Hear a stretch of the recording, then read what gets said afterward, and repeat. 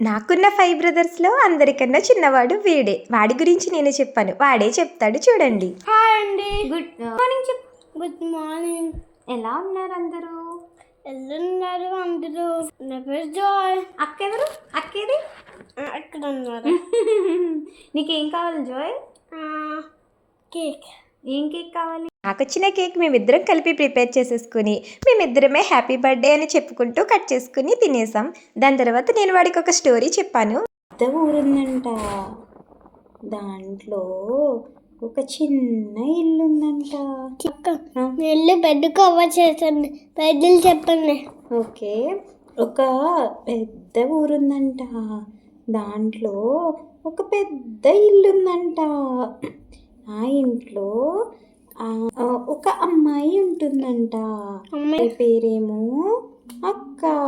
అమ్మాయికి 5 తమ్ముళ్ళు ఉన్నారంట.